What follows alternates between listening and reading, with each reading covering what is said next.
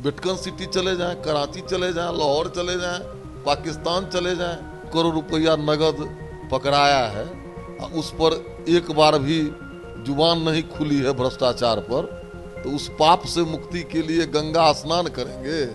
अब बनारस में संन्यास ग्रहण करने एसेट नहीं है, वो बोझ है, लायबिलिटी है। नीतीश कुमार जी लायबिलिटी हैं। कांग्रेस के पीछे फिर अब दीवाना बनना चाहते हैं। 24 लोकसभा चुनाव में महज कुछ ही महीने बाकी हैं। अब सभी पार्टियां जो है वो अपने अपने तैयारियों में जुट गई है। इसी बीच बिहार के मुख्यमंत्री नीतीश कुमार बनारस में जनसभा करने वाले हैं। जेडीयू के नेताओं ने ऐलान कर दिया है। अब इस वक्त हमारे साथ बीजेपी के विधायक हरिभूषण ठाकुर बचौल हैं, मोदी जी के गढ़ में, जहां से वो सांसद हैं। बनारस में नीतीश जी जा रहे हैं जनसभा करने, क्या लगता है? अब बनारस जा रहे हैं। अभी जो 365 करोड़ रुपया नगद पकड़ाया है, उस पर एक बार भी जुबान नहीं खुली है भ्रष्टाचार पर। तो उस पाप से मुक्ति के लिए गंगा स्नान करेंगे। अब बनारस में संन्यास ग्रहण करने जाएंगे। उसी तरह जिस तरह मध्य प्रदेश में 10 गो कैंडिडेट खड़ा किए थे और हारे हुए वार्ड मेंबर को भी उतना वोट नहीं आता है जितना वोट आया था कैंडिडेट सबको, तो जाएंगे। उससे क्या हो जाएगा? वेटिकन सिटी चले जाएं, कराची चले जाएं, लाहौर चले जाएं, पाकिस्तान चले जाएं, वहाँ तो कुछ जगह मिल भी जाएगा। लेकिन बनारस में कोई वैकेंसी नहीं है, देश में कोई वैकेंसी नहीं है। नीतीश कुमार जी कुडनी भी गए थे, नीतीश कुमार जी गोपालगंज भी गए थे। क्या हो गया? बनारस तो बड़ी दूर है, यहाँ से लगभग 500 किलोमीटर है। इसलिए वो कहीं चले जाएं, नीतीश कुमार जी का सूर्य अस्त हो चुका है। बचौल जी, क्या लगता है? देखिए, बिहार में लोग तो दौरा कर ही रहे थे, लेकिन अब बनारस में जनसभा करना, जहां मोदी जी सांसद हैं, तो कहीं ना कहीं चुनौती दे रहे हैं मुख्यमंत्री। क्या लगता है आपको? क्या मोदी जी को नीतीश कुमार 24 लोकसभा से पहले चुनौती दे रहे हैं कि हम यहाँ से उतर सकते हैं चुनाव? नरेंद्र मोदी जी सूर्य हैं और नीतीश कुमार बुझता हुआ दिया है, समझे नहीं? इसलिए कोई तुलना नहीं है। नीतीश जी अब अपने आप को आत्महत्या राजनीतिक रूप से कर रहे हैं और कर लिए। इसलिए नीतीश जी का कहीं कोई अब वो एसेट नहीं है, वो बोझ है, लायबिलिटी है। नीतीश कुमार जी लायबिलिटी हैं। कहाँ बनाए थे इंडी अलायंस, खोजबो किया।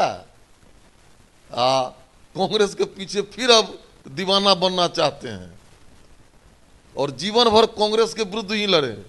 जयप्रकाश नारायण जी के आंदोलन में लड़े, इमरजेंसी में लड़े, इमरजेंसी में। अब फिर क्या हो गया?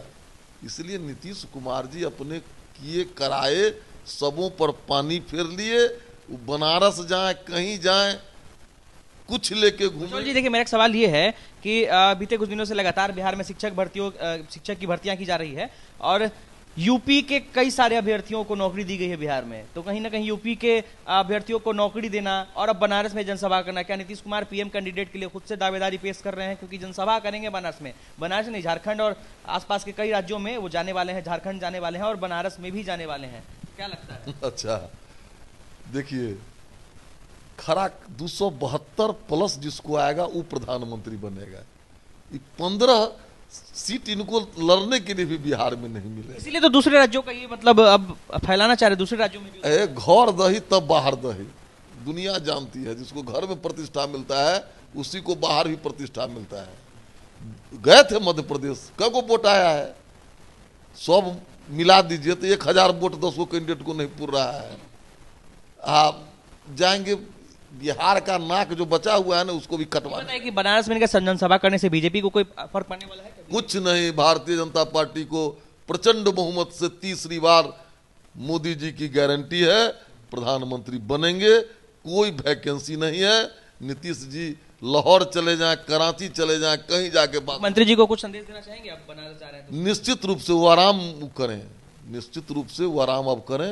अब उनको अगल बगल का लोग नचाना चाहता है और उनकी जो बची खुची भी प्रतिष्ठा है वो धूल दूषित हो जाएगी। चलिए, तो देखिए, इस वक्त हमारे साथ बीजेपी के विधायक हरिभूषण ठाकुर बचौल थे और इन्होंने कह दिया है कि बनारस जाएं या फिर वेटिकन सिटी या फिर लाहौर या कराची, उनका कोई कुछ नहीं होने वाला है। बनारस में ही और ना ही देश में कहीं भी वैकेंसी मुख्यमंत्री नीतीश कुमार के लिए नहीं बची है। उन्हें आराम करना चाहिए। अनिकेत कुमार, बिहार तक, पटना।